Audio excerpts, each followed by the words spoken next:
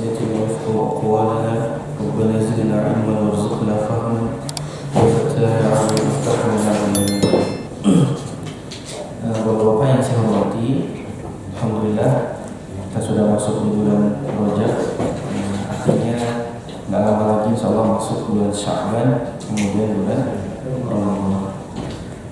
Mari kita lanjutkan tadabbur terkait sirah nabawiyah yang sudah kita pelajari.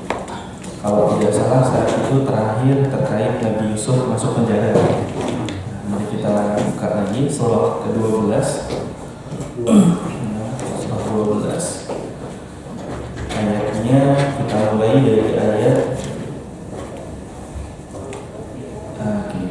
33 lagi. 33. Mohon berkenan yang berkenan membacakan Pak Haji terjemahnya. Qala rabbi sijnu ahabbu ilayya mimma yad'unani ilayhi wa illa tasrif 'anni kaydahun asbu ilayhin wa akum minal jahilin.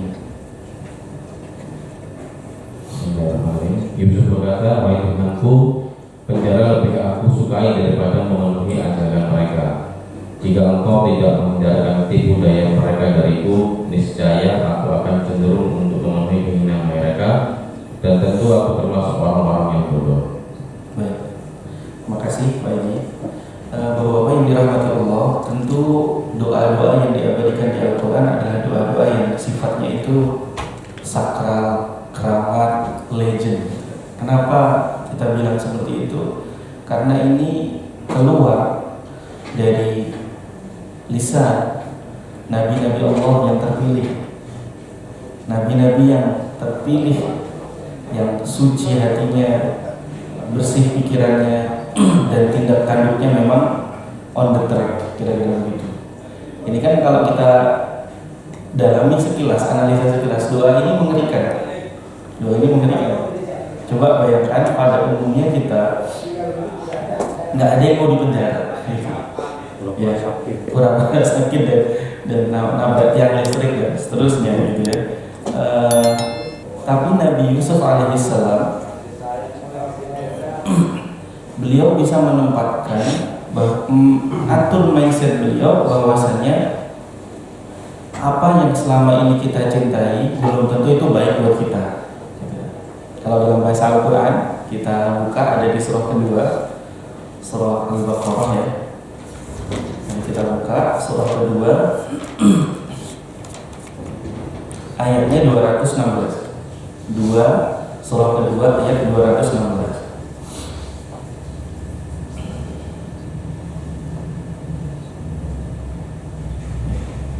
Monggo wajib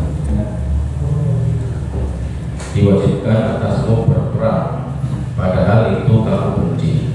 Boleh jadi kamu membenci sesuatu padahal itu baik bagimu, dan boleh jadi kamu menyukai sesuatu padahal itu buruk bagimu. Allah mengetahui sedangkan kamu tidak mengetahui. Baik. Ini kan atur mindset Pak.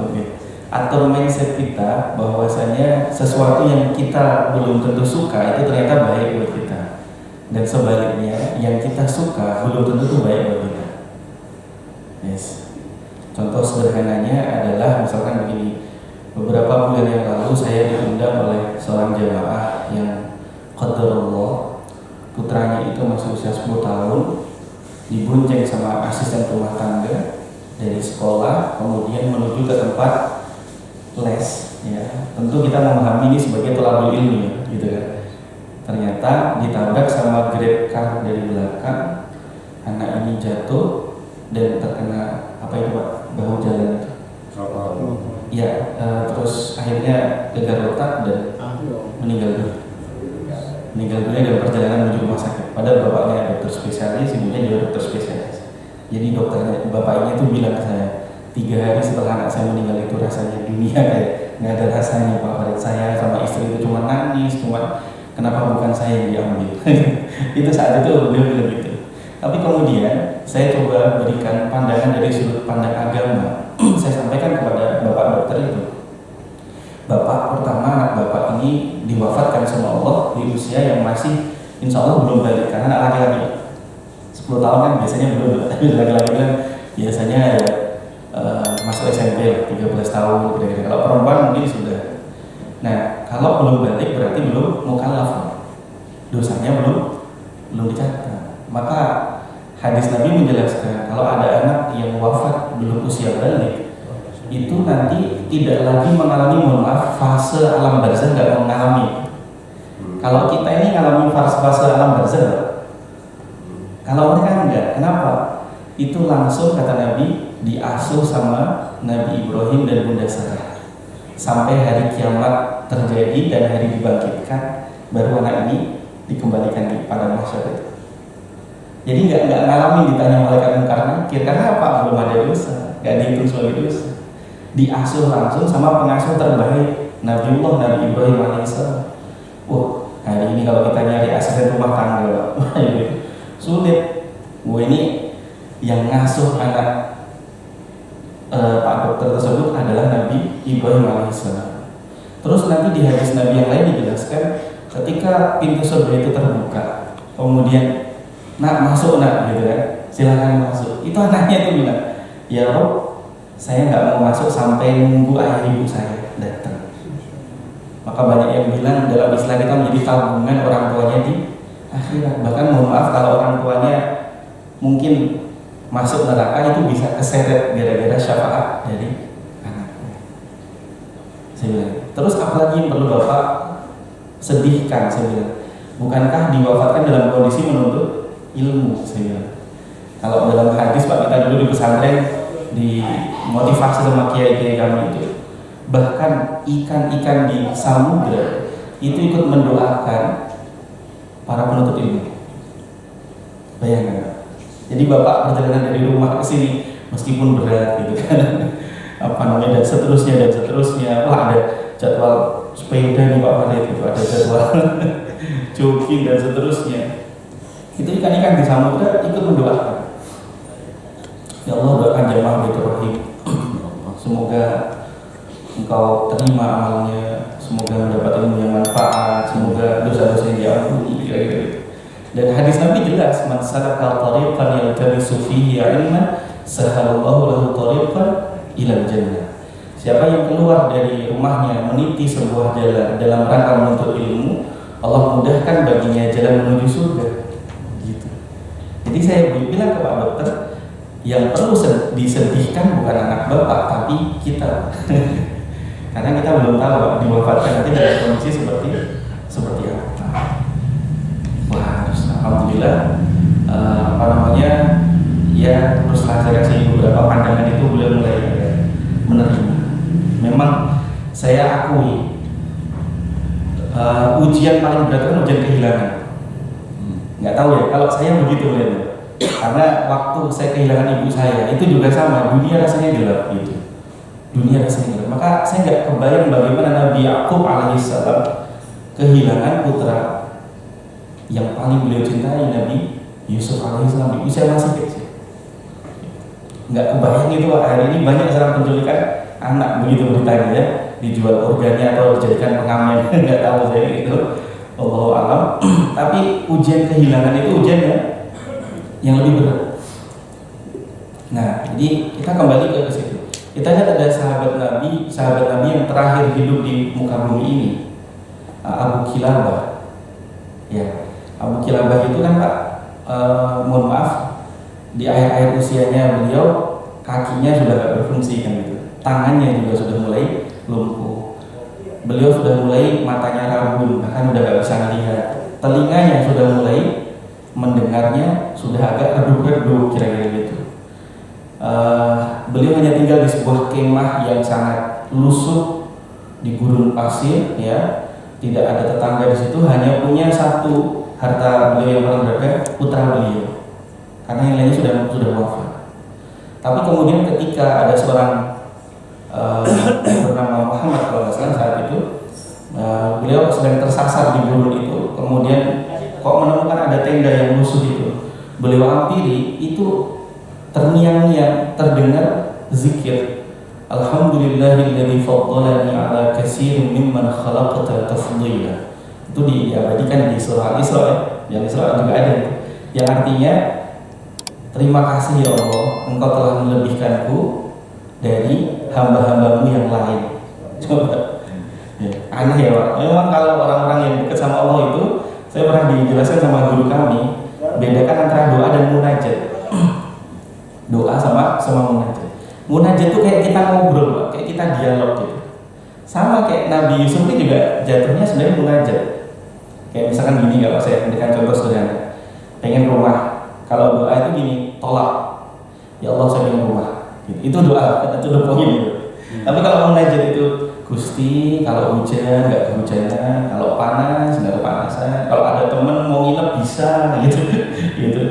Ya itu munajat. Itu namanya munajat. Bukan nyindir, Ustaz. Ya, betul. Betul itu. Itu begitu. Nabi Zakaria kan begitu. Ya Rob, tulangku sudah lemah, rambutku sudah berubah, gitu kan. Terus piye kalau aku nggak punya penerus waris saya. Sementara kondisi umat seperti ini, gimana nanti yang melanjutkan tongkat estafet dakwah? Pikirnya begitu. Maka baru kemudian kasih saya keturunan ya Allah. Gitu. Nah ini kan sebenarnya munajat seperti itu. Kita kembali ke masalah Abu Kilabah tadi Pak. Saya pernah sampaikan dulu di sini, tapi nggak apa-apa kan, memang harus diingatkan kembali. Karena saya paling suka kisah itu, menurut saya sangat menyentuh sekali. Nah tiba-tiba pemuda ini masuk Pak, ketika Assalamualaikum Bapak kan gitu ya. Waalaikumsalam gitu. Saya tadi mendengar Bapak berkali-kali tidak pernah lepas dari lisan yang berzikir. Alhamdulillahilladzi faddalani ala katsirin mimman khalaqta tafdila. Sementara fakta yang saya temukan, kaki dan tangan Bapak sudah lumpuh. Bapak nggak punya apa-apa, cuma kemah, cuma tempat tidur, nggak ada dispenser, apalagi AC, ya, apalagi mobil. Terus Bapak buta, Bapak nggak bisa dengar, agak nggak begitu jelas. Mohon maaf ya Pak, dari sisi mana Allah melebihkan Anda? Itu pertanyaannya begitu. Gitu. Kalau misal ya Pak, saya hari ini kayak siapa misalnya? Yang Indosuria sekali. Terus saya bilang, ya Allah makasih ya, kalau lebihkan saya harta daripada yang lain, wajar gitu. Gitu. Tapi ini nggak punya apa-apa kok merasa kaya, nggak punya apa-apa kok merasa paling lebih di antara yang lain gitu. Ternyata beliau menjawab, dahulu Allah memberikan aku banyak anugerah dan aku syukuri. Dan di usia senjaku ini Allah masih menyisakan untukku sebuah lisan yang dengannya saya nggak akan berhenti berzikir dan berterima kasih kepada Allah. Lisan dan zakir. Berapa banyak orang yang diberikan penglihatan baik, tapi lisannya selalu, mohon maaf, ya nyinyir terus, ya bikin provokasi gitu Pak, menghina sana sini dan seterusnya gitu. Berapa banyak orang yang punya kaki tapi kemudian Allah nggak gerakkan atau tidak tergerak hatinya untuk pergi ke masjid misalnya. Berapa banyak orang punya tangan tapi kemudian berpangku tangan lebih baik mengemis daripada bekerja misalnya begitu dan seterusnya. Tapi Allah masih sisakan saya satu anggota tubuh saya yang dengannya saya nggak berhenti berzikir. Lantas apa yang lebih besar dari nikmat mengingat Allah, selalu terkoneksi kepada Allah? Ini kan yang di surah Al-Imran itu, alladzina yadhkurunallaha qiyaman wa qu'udan wa 'ala junubihim, kan gitu. Mereka yang senantiasa berzikir mengingat Allah meskipun dalam kondisi duduk, dalam kondisi tertidur, berbaring dan seterusnya, selalu terngiang-ngiang sama Allah. Gitu. Nah, begitu menyentak jawaban dari Abu Kilabah ini, kemudian Abu Kilabah bertanya kepada pemuda tadi, wahai pemuda, bolehkah saya minta tolong?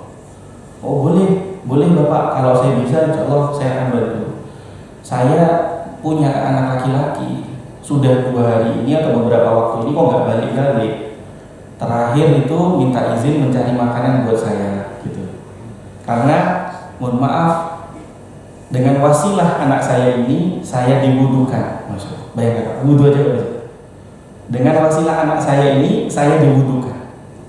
Wah hari ini banyak orang tua yang bisa ngasuh anak sampai 11-12, tapi 12 anak belum tentu bisa ngasuh. Satu ayah, ibunya satu ayah, satu ayah dan satu. Itu sulit yang minta ampun. Saya aja itu Pak Ben kalau diajak istri saya ke rumah mertua, baru nyampe ngetek, Bun kapan pulang? Ya udah gitu. Pertanyaannya gitu. Ya Allah gitu. Nggak mudah memang menghadapi orang tua itu, kesabarannya beda. Padahal orang tua kita dulu, kita ngompol tengah malam, kita muntah dan seterusnya, kita maaf pupuk ya, dibersihkan. Hari ini anak-anak, orang tua sudah senja kok pupuk, terus kita mau bersih, belum tentu ada yang mau lempar ke mati jumbo. Makanya yang kemarin viral itu kan Mas siapa? Tiko. Tiko ngasuh ibunya, Masya Allah. Itu saya salam takzim karena dalam kondisinya nggak normal, banyak kondisi normal aja repot, gitu. Apalagi kondisi begitu. Tapi dia masih setia untuk apa namanya? Iya, kita ingat wasal qarni itu majhulun fil ardh wa ma'lumun fis sama, karena apa? Baktinya sama ibu dia. Diangkat sama Allah, bahkan Nabi bilang sama berpesan kepada Sayyidina Umar, kepada Sayyidina Ali, nanti kamu cari jamaah haji dari Yaman. Namanya ini, ciri-cirinya begini, minta kamu doa sama dia. Allah nggak akan pernah menolak doanya. Wah, kayak apa itu? Umar, Ali disuruh minta doa sama ini. Ada hanya pengembala, ya domba miskin, nggak terkenal, nggak masyhur gitu, nggak apa vlogger, youtuber gitu, nggak terkenal gitu. Tapi ternyata nggak terkenal di muka bumi, maklum fis sama, terkenal di penghuni langit, Uwais Al-Qarni. Karena apa? Baktinya sama ibunya. Bayangkan Pak, dari Yaman gendong ibunya pergi haji, ya. Emak pengen naik haji di Indonesia, ada tuh jadi tukang bubur naik haji. Nah, itu syutingnya di sini geger. Waktu itu saya lewat, untung saya nggak diajak ikut syuting. Repot nanti cerita.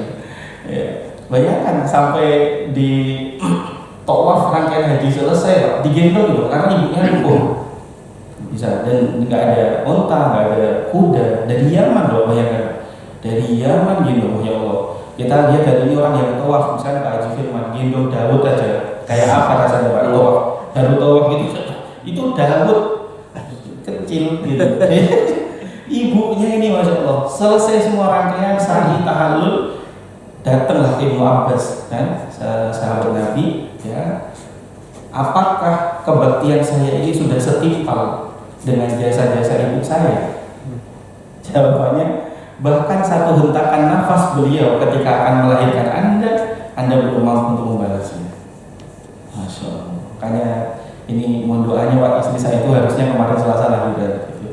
Makanya apa namanya ternyata diundur sama dokternya, dicek lagi, belum masuk Pak Farid, mundur lagi tanggal 10. Itu yang deg-degan malah saya, apalagi lihat kiriman video di Facebook, ada ini senyuman terakhir istriku itu sebelum melahirkan atau meninggal dunia, itu tambah saya ya Allah, tambah deg-degan gitu. Karena saya ingat betul momentum pertama istri saya melahirkan. Awal-awal saya masuk, saya azan untuk anak-anak kami. Kemudian yang pertama itu istri saya bilang, ya tolong panggilkan ibu. Kenapa ibu? Bukan saya. Itu bilang gitu kan. Mau panggilkan, saya panggilkan ibu. Kemudian ibunya istri saya ikut menunggu di luar. Mama, ini Teh Rifa ingin ketemu sama mama.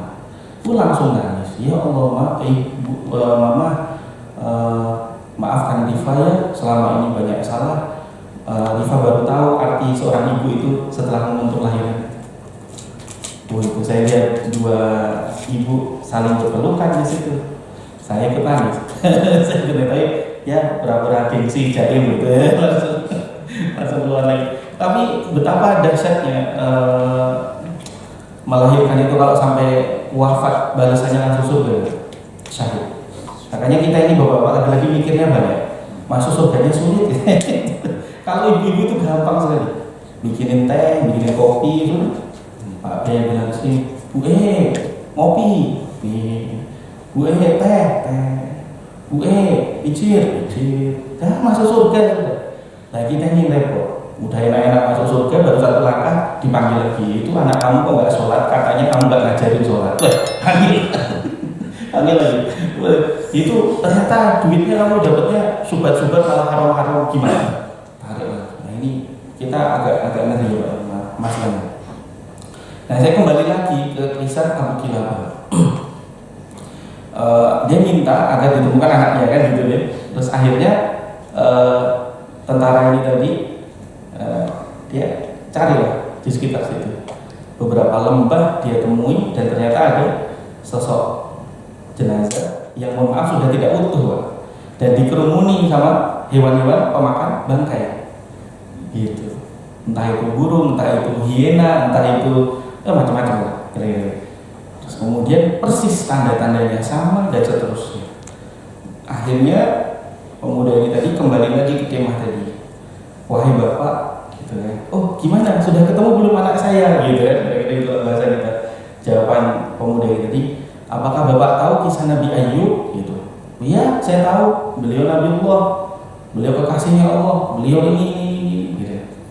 Kira-kira bapak kan tadi bilang di miripnya lebih diutamakan daripada hamba yang lain. Lebih utama mana bapak dengan Nabi Ayub? Itu pertanyaan muda tadi. Jawaban bapak, ya tentu beliau lah. Ujian saya nggak seberapa. Lebih lagi Pak.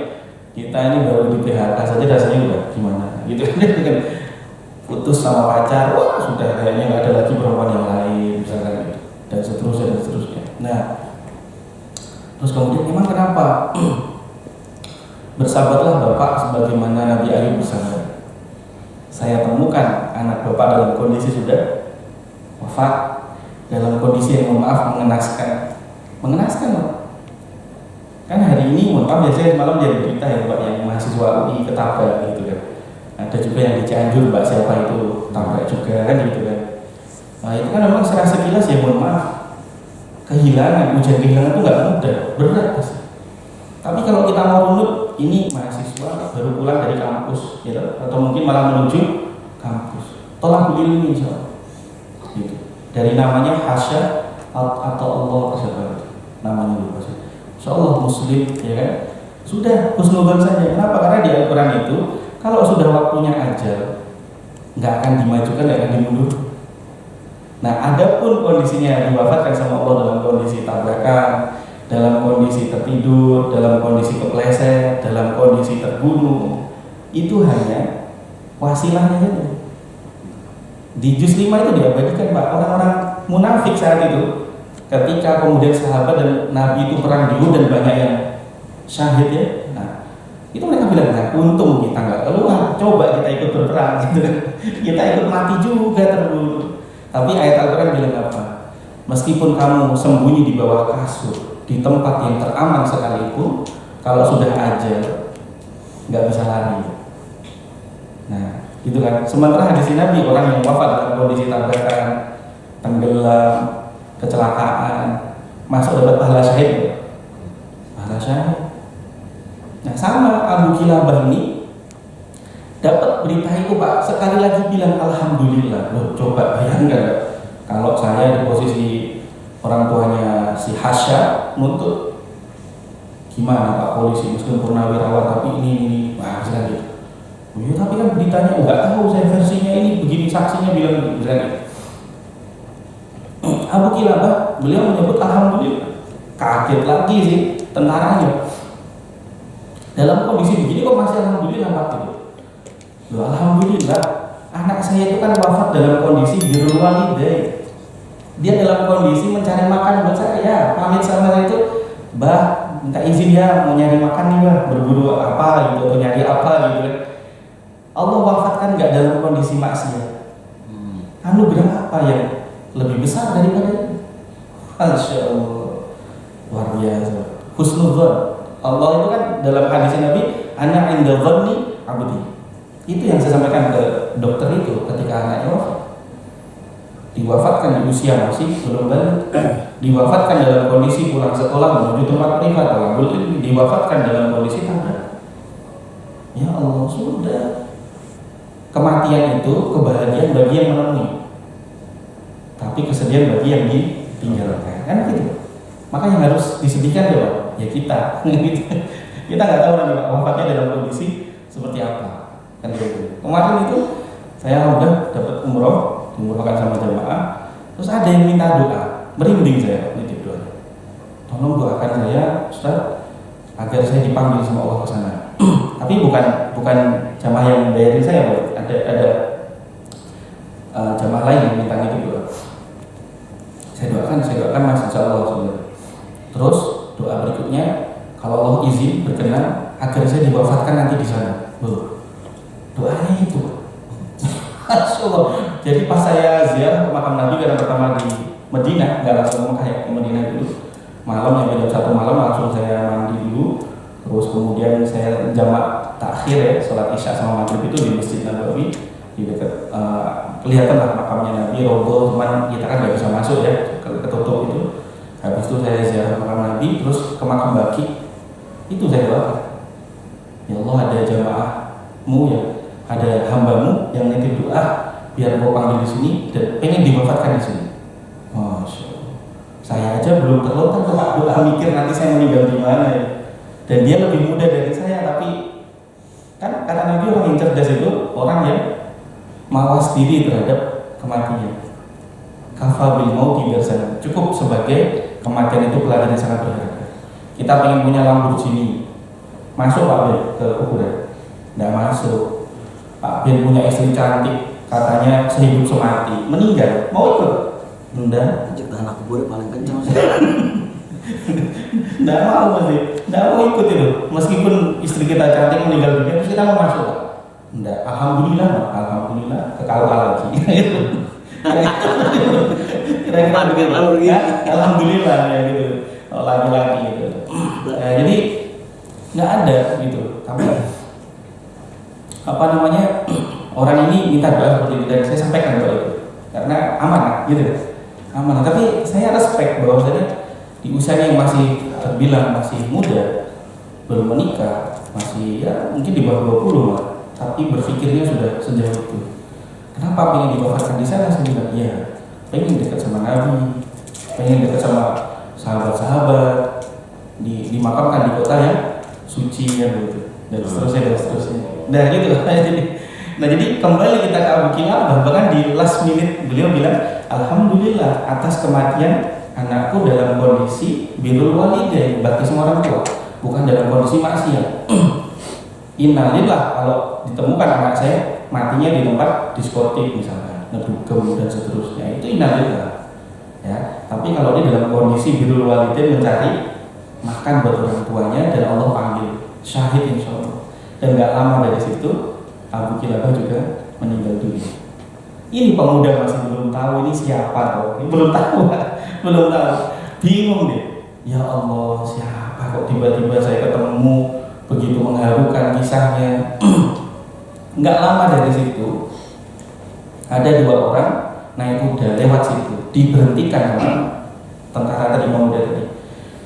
Tolong bantu saya, ada jenazah, ayo kita mandikan, ayo kita kafani, ayo kita sholatkan gitu. Akhirnya 2 orang itu turun. Pas dibuka, ya Allah, ini Abu Kilabah ini yang kami cari. Ternyata adalah sahabat Nabi yang terakhir masih hidup, wafat di muka bumi. Abu Kilabah ini orang yang soleh, ini beliau orang yang ini sahabat Nabi terakhir. Makanya raja meminta kami mencari beliau untuk dijadikan hakim, tapi beliau nggak mau gitu, khawatir kayak kasus Ibu Surya gitu kan, lepas. Karena memang nggak mudah Pak jadi hakim gitu ya. Wah 100 berapa? 106 T. Nah, lepas gitu ya. Kalau mencuri ayam itu harus ketangkap, kalau perlu mati. Nah, gitu. Jadi kalau sudah masalah korupsi itu kayak takzim gitu. Repot saya itu di Indonesia ini, Masya Allah. Yang simbah-simbah itu loh Pak, yang ngambil singkong di kebun orang itu kan. Ya di penjara betul-betul gitu. Yang jelas-jelas begitu ya cuma berapa tahun malah lepas, dan berapa bulan gitu kan. T-nya masih banyak itu. Mungkin dia dihukum 2 tahun penjara masih bisa foya-foya. Nah, kita kembali lagi ke Abu Kilabah. Jadi bagaimana beliau mengatur mindset bahwasanya kondisi wafatnya anak pun masih bisa disyukur. Orang-orang yang dekat sama Allah selalu bisa mencari celah untuk mensyukuri. Saya masih ingat waktu main ke rumah guru saya, Cak Mus, makan gitu, suruh makan Pak Bamil. Pas saya dibuka itu hidangannya kok cuma tahu gitu kan, sambel gitu kan, terus nah, saya tuh kayak ngeliat-liat gitu ya, ngeliat-liat gitu kan, terus Terus Cak Mus itu melihat saya, Dek, kalau yang nggak ada nggak usah dicari ya. Bilang gitu, J, enak nih kok kamu, salah kamu gayanya. Udah, yang ada saja, yang nggak ada nggak usah dicari. Dalam sekali loh. Kita ini kan dalam hidup sukanya begitu Pak. Dulu saya waktu punya sepeda ontel, terus kemudian disalip sama naik motor di Lebak Bulus, terus bahasa kulit Pak. Enaknya punya motor. Kebeli motor di pasar Minggu harga 2,5 juta, KZ, mati pajak berapa tahun, wes pokoknya turun mesin dan segala macam. Mulai mengeluh. Dulu naik sepeda nggak mikirin bensin, sekarang mikir bensin, pajak lagi. Mau. Pajak, motor udah jadul gitu kok ya masih di pajak. Gitu. Dan tahu-tahu lagi-lagi disalip lagi, brus kena genangan air basah kuyup Pak. Emang enak punya mobil ya, gitu. Kita punya mobil dikasih kijang mana parkir di sini. Aduh, mohon maaf ini agak riak ya. Itu bentuk syukurnya saya belikan emblem Innova Ventura. Saya pasang. Saya pasang itu. Saya cek itu dia itu orang mau bilang apa sebenarnya. Kalau ada yang protes, ini sesepuhnya Innova Kijang jadul tahun 96 itu sudah ada Innova dia sebenarnya. Ventura ini masih cicit. Nah, ya. Sesepuh jangan di macam-macam Innova itu. Saya kalau naik ini senangnya luar biasa Pak, sampai ke Jogja sampai kemana gitu. Dah, Nabi bilang nggak gengsi pada enggak. Kenapa? Nabi Muhammad itu haji naik unta yang kurus. Emang beliau nggak punya duit untuk beli unta yang ini? Enggak. Kenapa Nabi? Saya ingin ngajarin kesederhanaan. Gitu. Ini Bapak kalau haji sama umroh nggak usah macam-macam. Tapi yang nggak silo Pak, beli kacamata harga 15 juta. Wah, nggak usah. Nggak usah pakai kacamata. Gitu. Saya pernah ngerasain sujud nggak pakai sajadah di Ka'bah itu panas dulu lah. Karena itu tadi hadis Nabi ana indal dhanni abdi. Saya tergantung dari prasangka hambaku. Allah tuh firman-Nya gitu. Berfirman bilang gitu ya, berfirman-Nya gitu. Ada kan jamaah dari Jogja ini kejadian asli Pak, kejadian nyata. Berangkat di Adi Sucipto terminal bandara seger-buger ya, bapak-bapak membawa kursi roda. Sekelompok sama teman saya, nanya teman saya, Pak, buat apa Pak? Jaga-jaga kalau nanti di sana pegel-pegel gimana ya, kursi roda gitu. Oh, sampai di Jeddah, turun dari pesawat nggak bisa berdiri. Masya Allah, gitu. Ya kan, ada seorang dokter serba semuanya higienis. Sampai di Mekah disuruh minum zam-zam nggak mau, nggak dimasak ini airnya, nanti saya sakit gitu. Bilang. Langsung saat itu nggak bisa ngomong, lidahnya langsung stroke langsung. Saya datang ke ketua rombongannya, mutawifnya, istighfar Pak, istighfar. Terus besoknya bisa lagi ngomong, terus minum terus. Ini kan tergantung dari prasangka hamba. Jadi kalau kita mohon maaf dikasih rezeki kok hari ini pas-pasan, disyukuri aja.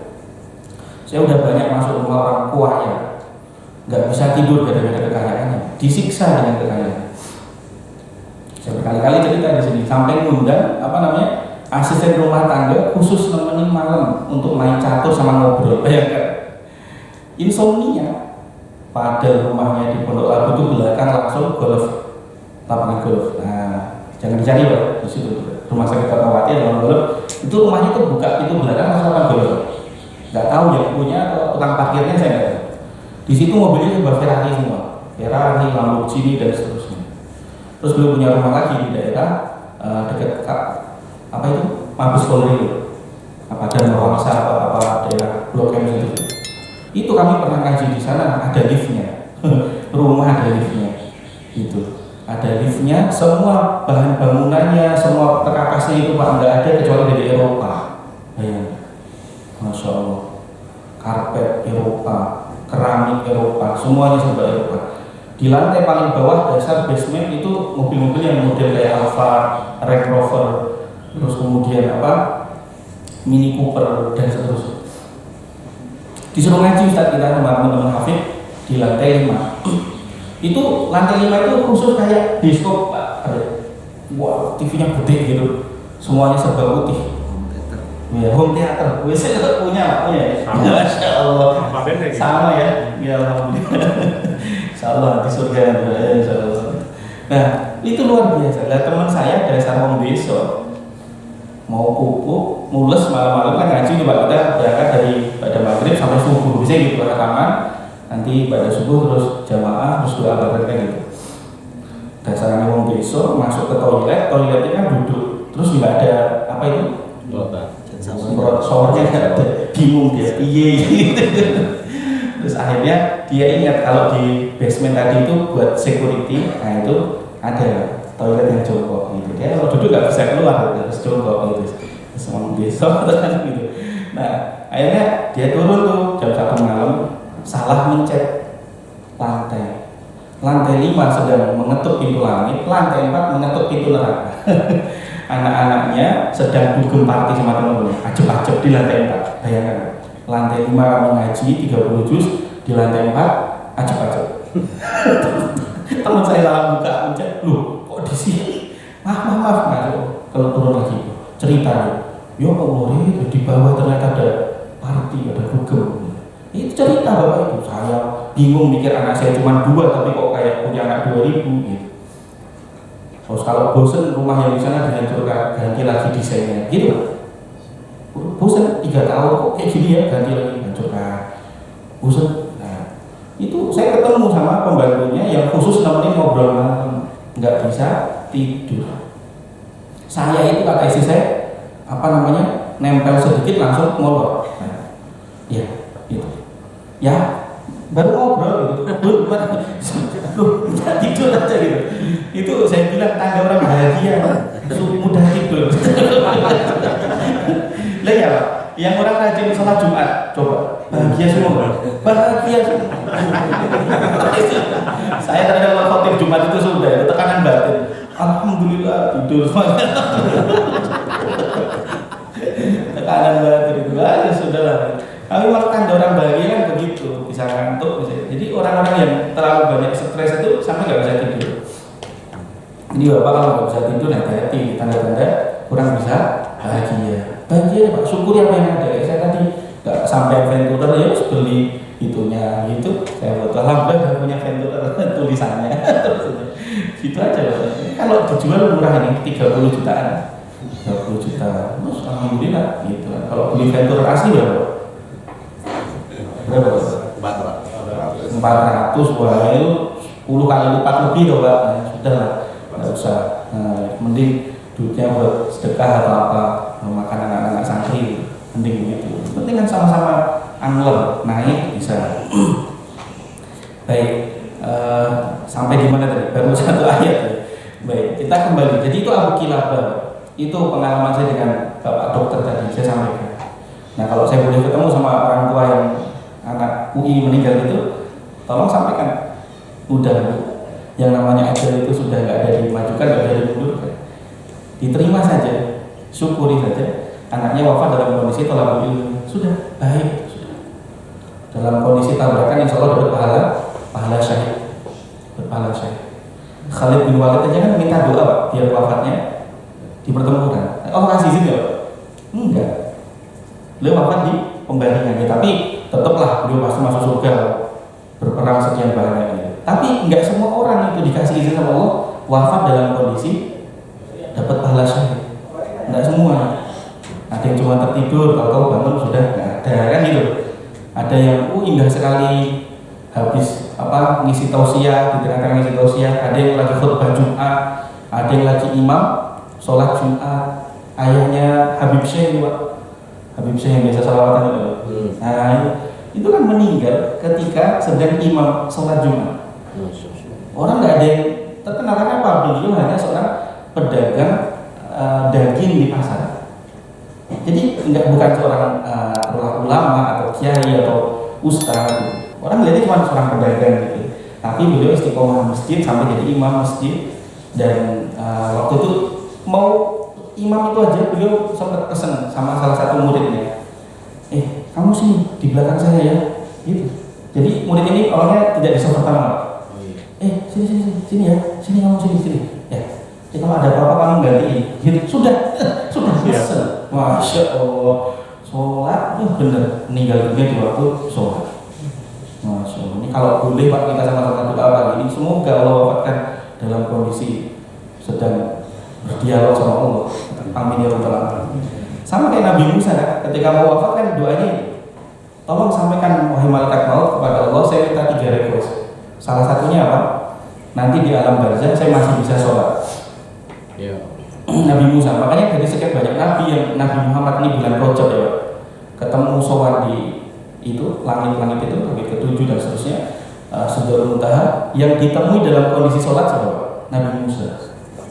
Nabi Musa yang peduli sama kita dari 50 cuma 5 Nabi Musa. Nanti masuk surga kita cium tangan dulu. Matur nuwun Nabi gitu. Coba kalau 50 itu pun 5 itu Nabi Musa masih minta korting loh sama Nabi Muhammad. Minta diskon lagi. Umat kamu itu kecil-kecil gak kuat. Umat zaman dulu kan umat Nabi Musa itu kuat-kuat. Nabi Musa aja sekali tonjok langsung menghilangkannya apa itu kok. Padahal nggak niat membunuh, bayangkan. Batu yang harusnya diangkat berapa orang sama Nabi Musa diangkat sendirian. Itu Nabi Muhammad cerita. Nabi Musa dikasih anugerah sama Allah kekuatan. Bayangkan menghadap Fir'aun cuma bawa jubir kakaknya Nabi Harun. Padahal itu Fir'aun itu berapa juta, berapa miliar tentaranya. Hanya berdua aja masuk ke dalam istana. Ini kendel banget, bahasa Jawa berani banget itu. Datang nggak bawa apa-apa, nggak tahu kado, nggak tahu kan? Iya nggak bawa apa-apa, nggak bawa ada bom atau peledak itu nggak. Itu Nabi Musa alaihissalam ketemu sama Nabi masih dalam kondisi sholat. Sampai ya minta sama Nabi, umat kamu nggak bisa itu 50 nggak kuat, minta diskon turun sampai 5 itu masih minta Nabi Musa. Tapi di situ kita melihat kecerdasan Nabi Muhammad. Nabi Muhammad saat itu menolak. Sudah, wahai kakak senior, kalau saya ditanya, kakak senior sudah. Ini insya Allah umat saya mampu. Jadi Nabi Muhammad itu bisa mengukur kemampuan umatnya. Insya Allah bisa. Umat saya 5 ini bisa. Dan insya Allah kalau kurang dari 5 ini tambah error, konslet. Mereka harus terhubung sama Allah minimal 5 kali. Nah, jadi itu yang Nabi Musa alaihissalam. Baik, karena sudah jam 6 kurang 4 saya sudahi saja. Nanti khawatir ada yang mau goes-goes ya kan, buru sinar mataharinya hilang dan seterusnya. Jadi kesimpulannya adalah kalau banyakkan orang itu melihat penjara itu adalah sesuatu yang jelek, ya kan, negatif. Tapi ternyata Nabi Yusuf mampu melihat itu dari sisi baiknya. Inilah yang disebut orang yang mendapatkan hikmah. Jadi orang menerima itu bisa ngambil sisi baik. Pak Ben punya istri, mohon maaf, cerewet betul. Banget. Oh banget. Disyukuri betul. Betul. Iya. Disyukuri. Nah itu ya ada seorang suami istri juga sama saya. Pak, suami saya pelit banget. Cerita jamaah ibu. Suami saya pelit banget. Loh, kenapa bu? Ya saya. Nah, ternyata ibu ini suka belanja. Nah, alhamdulillah Allah pertemukan sama suaminya pelit. Jadi anggarannya dipotong. Ya kan? Pengennya beli tas merek Hermes apa? Hermes ya. Hermes juga ada. Mobil ya. Mobil. Gak bisa kau beli dikasih palu itu aja. Palunya aja. Itu disyukuri gitu. Punya suami, Pak, susah cerewet banget. Ya alhamdulillah Pak. Itu kan kalau pagi khutbah, siang dikit ceramah, sore motivasi, malam silakan rohani. Ya sudah, disyukuri saja gitu. Karena kalau punya istri kok malah diem gitu kan, itu malah bingung gitu. Jadi ciri bahagianya seorang istri itu ketika istrinya bisa cerewet sama suami, itu berarti suami yang hebat. Nah itu Pak Ben. Iya, betul itu Pak. Artinya apa, dia lepas gitu, maksudnya ya, santai gitu, nggak jaim sama suaminya. Itu tanda kalau suami yang hebat. Karena kalau suami yang penuh dengan tekanan pasti ya lihat Pak, korban-korban yang terintimidasi cenderung pendiam, cenderung suka menyendiri kan gitu. Tapi kalau eksis gitu kan, show off itu tanda suaminya. Nah, jadi kita bikin santai saja itu nih. Dikasih kekayaan, syukuri bisa berbagi. Kasih kemiskinan, syukuri. Cepet nanti di imigrasinya itu cepet. Ditanya-tanya itu langsung, kamu berapa income sehari? Ya Allah, jangan nanya malaikat, jangan nanya income sehari untuk hari ini dapat konsumen aja belum tentu dapat saya tukang beca. Nah gimana mau ditanya zakat, tanya infak misalnya, udah, oh iya, melas banget ya, iya, bahkan saya meninggalkan gara-gara seminggu nggak makan saya, oh beneran, iya, wis, surga langsung. Jadi disyukuri aja, dapat ganteng, alhamdulillah disyukuri, nggak ganteng ya alhamdulillah, setan aja nggak duit, kira-kira gitu. Karena insya Allah kalau kita nggak ganteng itu nggak mungkin kan jadi artis. Gitu. Coba Pak Ben ini kayak viral dramas dia.